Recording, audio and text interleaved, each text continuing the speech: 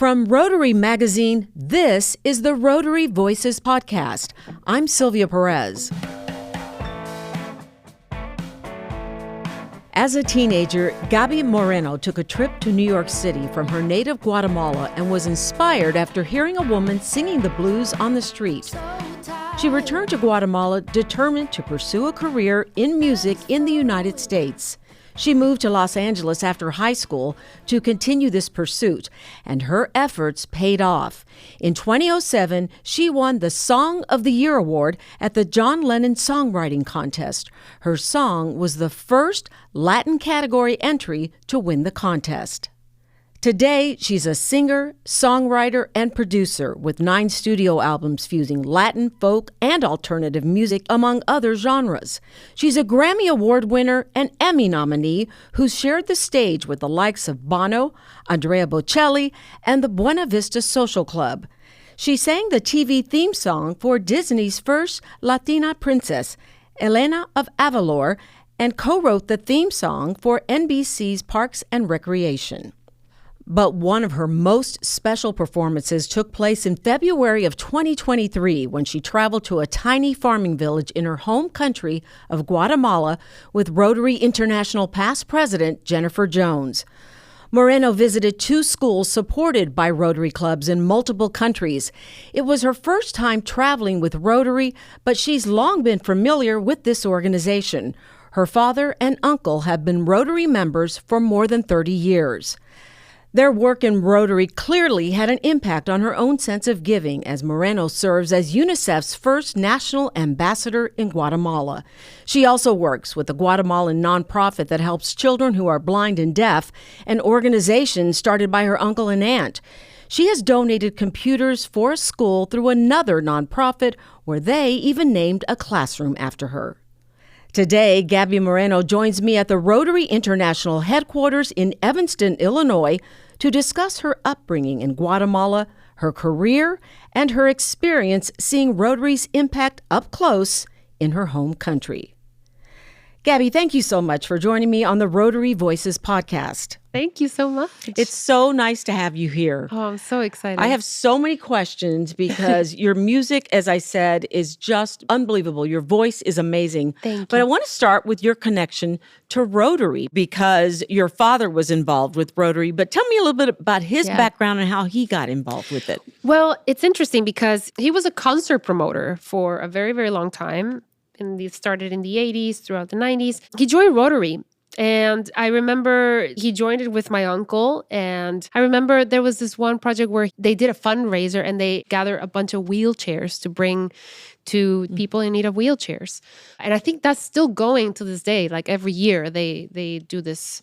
Another one that I can remember is that they're helping communities along the Fuego volcano, which is constantly erupting. And so these communities living so close to the volcano are at risk. So I know that they're always there. They're always helping. They're always figuring out whether they can help move them or whatever it is. But he's always been very much involved with different projects, different things. And it was always very inspiring to see that, growing up and how my dad would always go to meetings and go to the projects that they were doing. A couple times they brought me along and I really love that. And so it kind of started something in me that from a very early age that I wanted to help others and I wanted to be a part of that change. Yeah, so you are somebody who really wants to give back, and that's something that I can tell is deep in your soul. You're such a soulful singer that I think you're somebody who really, when you get into something, you put your heart and soul into it.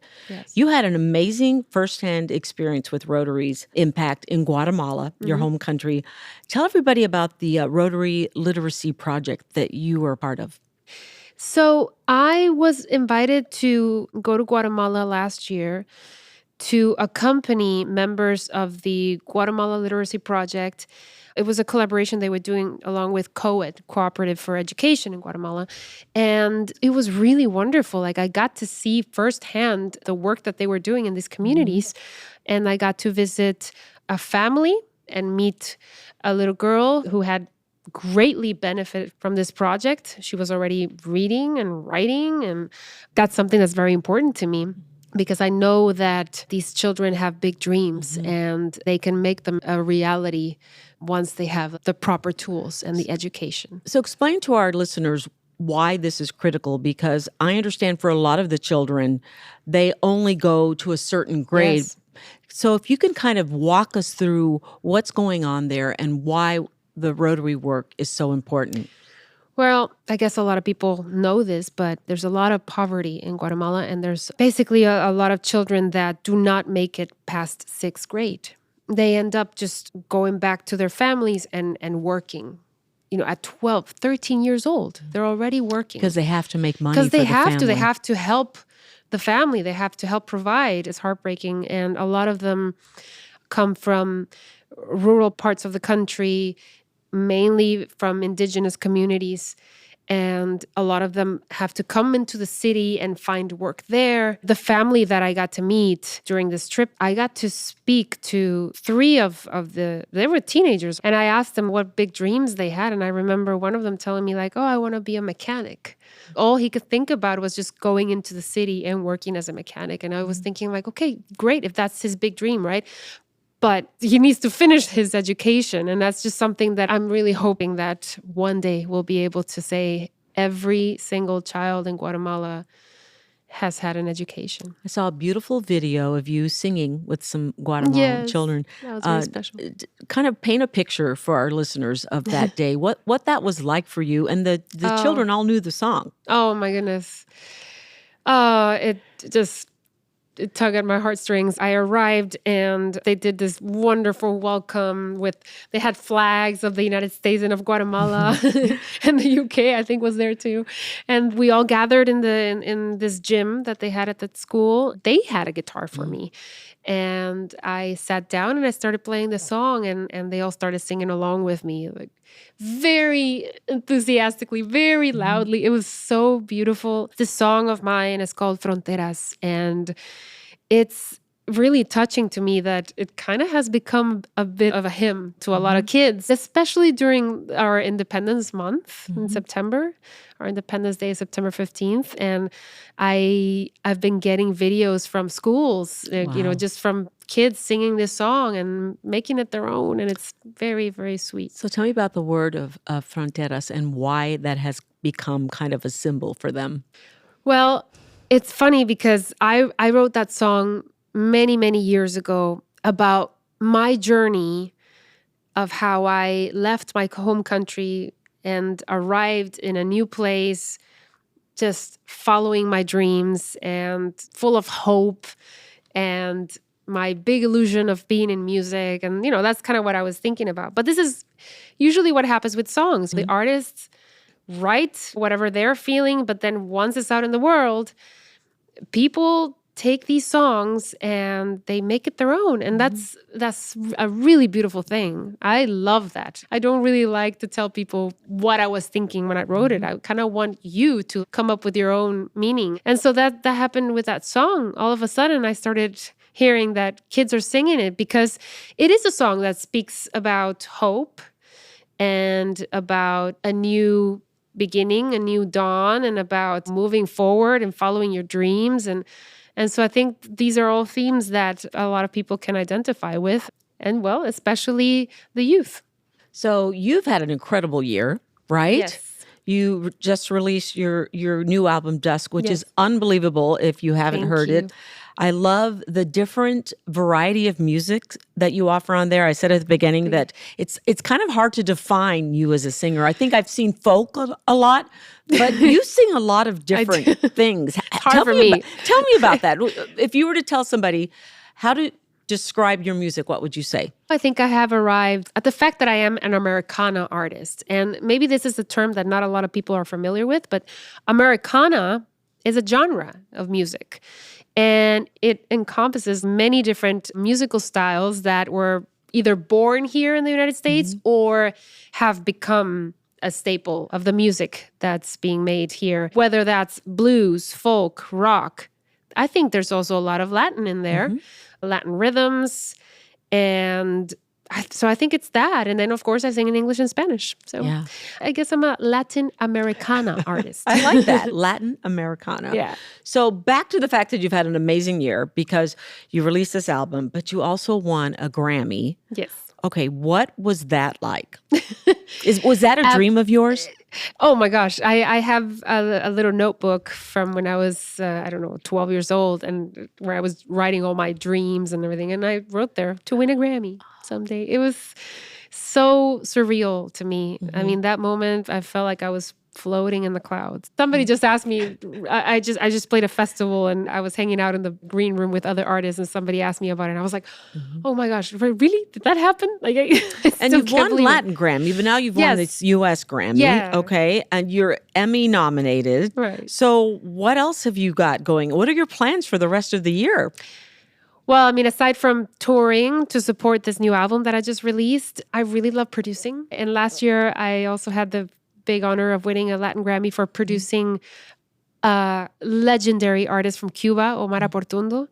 And that meant the world to me. And I really do love producing other artists. So I want to keep doing that. I want to help other artists and also just slow down a little bit, because the road can be exhausting, and I've been doing it for about 15 years. So I know that there's other things that I can do where I can probably just stay home and like. Is that what you like about producing? You can still be creative, but you don't have to be on the road all the time. Exactly. You don't have to be on the road. You just stay home, and then you get to work with the artists, with the musicians, and you get to be in the studio. I really love that. I also love writing for TV and film, which I think I'm going to be doing a little bit more of that, too. Well, that's exciting because you play a character and sing a song for a Disney show, right? Tell us about that. Yeah. Yes, so I sang the theme song for Elena of Avalor, which was the first Latina princess.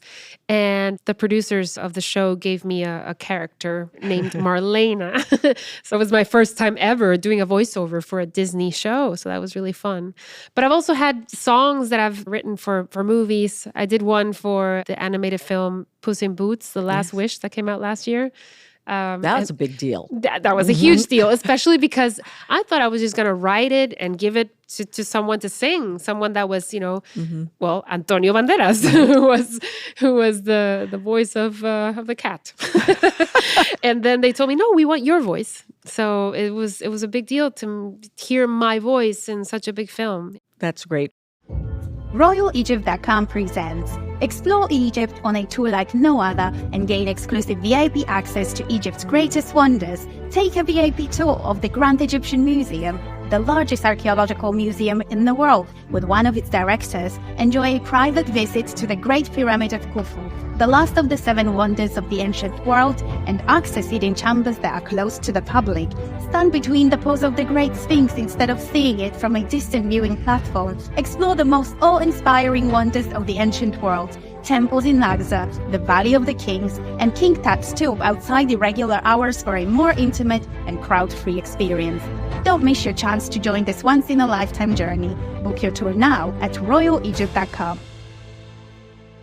Who were your influences growing up in Guatemala? Did you listen to a lot of American music as well? Yeah. Who really touched you? Well, this is where I wanted to tell you about that story about Chicago and why it means so much to me. So my mom tells me that I started singing when I was 5, 6 years old. And I was really into musicals and I was really into Disney movies. Then my parents took me to New York when I was 13 years old, and I discovered blues for the very first time. I had never heard anything like that in my life. I heard it because a woman was singing it. She was singing in the streets, and I just absolutely fell in love with the way that she was singing that kind of music. And so I went up to her and I asked her, what's that music that you're singing? And she said, oh, that's the blues, honey. And I asked my mother to take me to a record store. And of course, I didn't know which artists were in the blues genre. So I just bought a bunch of CDs, compilation CDs. I brought them back home with me. I put on the first CD, and the first song that plays is Coco Taylor's Wang Dang Doodle. Now, as you know, Coco Taylor is from Chicago. So for me, that was my introduction to that music. And Chicago blues was a huge, huge inspiration to me. And that's how I really got into it. What was it about the blues? Is it just because where it comes from? Because the blues is, I mean, you have to use every part of your body and feel it, don't you? Absolutely. I don't know if I like in some other life I was a blues singer. I don't know, but it's just like every time I hear it, it stirs something in me and it gives me chills. It's so hard to describe. And I really immerse myself in that music so much that I don't consider myself a blues singer, of course, but I'm very much inspired by it. And I think it informs a lot. Not just my lyrics, but also just my melodies and my interpretation and the feeling that I put into the music. I love that you had that Chicago connection in New York. Yes.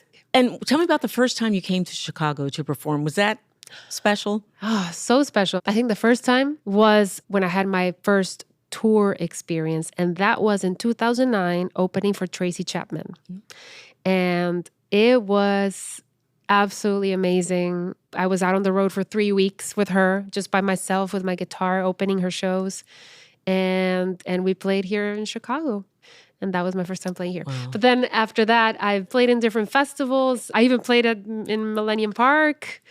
That was incredibly special too. So yeah, I always love coming back here. So in your career, because you're still a very young woman and you've done a lot, what is it that really stands out for you? Or was there something that was kind of a game changer for you? That tour with Tracy Chapman for me was a game changer because that was my very first experience being on the road. And that's when I realized, ooh, I really love this. Obviously, getting such a big recognition as the Grammys was just monumental. And different collaborations I've done with some artists over the years have been very meaningful to me, to my career. One of them with my fellow countryman, Ricardo Arjona.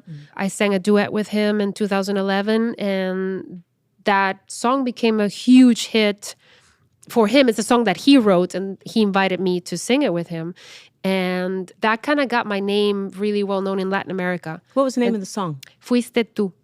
And it was a very special collaboration that I did with him. It's been a good career, hasn't it? Yeah. So who haven't with you ups had and the downs. chance to sing with that you, like, who's the one person that you would really love to be able to do duet with? Mavis Staples. Wow. I love Mavis so much, and I love the Staples singers. Caetano Veloso, another wonderful artist from Brazil. And goodness, Stevie Wonder? Can I keep dreaming big? No, well, it seems to me like dreaming big has paid off. So if I were you, I wouldn't stop dreaming big because you've already made these amazing accomplishments, you know, and they're all within your reach. I just love the fact, though, that despite, you're really busy, and I've watched you as you've been touring the Rotary Building, you really give the attention and the consideration to other people. Was it your family's impact that taught you that no matter your success, that you always have to give back? Yeah, definitely my family. I think also my school. I went to an all-girl Catholic school. In Guatemala, you're basically in the same school from kindergarten, elementary, high school. It's all in the same school. So I was in the same school for 14 years with the same students, the same friends. And this school, it's called Monte Maria, which means Maryknoll, which was started by the Sisters of Maryknoll from New York.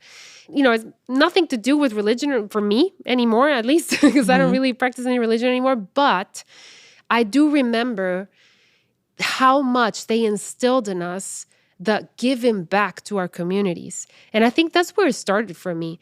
Because part of projects and assignments that we had in our class was to go to an orphanage, go to an old people's home and spend time with them and give back. And so I feel like that really sparked something in me. And then, of course, seeing the work that my dad was doing with Rotary, I mean, I always thought, man, I want to do that. I want to give back. I want to help out. Well, when he found out that you were one of Rotary's first ambassadors, or first of all, were you excited to tell him, and what was his reaction? I was very excited to tell him. I called him, and he got pretty emotional about it. I know it means so much to him and to the family. So I'm incredibly excited, and I can't wait to share with him like all the other things that I'm going to be doing with Rotary. And maybe you guys can do something together. That would be great. That would be amazing. So tell me about plans to do with that, since you're going to serve as an ambassador. I'm sure you have set some goals for yourself. Oh, gosh, it's just such a huge, huge honor. Whatever I can do, whether it's through my music, through my social platforms, I want to just keep bringing awareness of what Rotary is doing all over the world.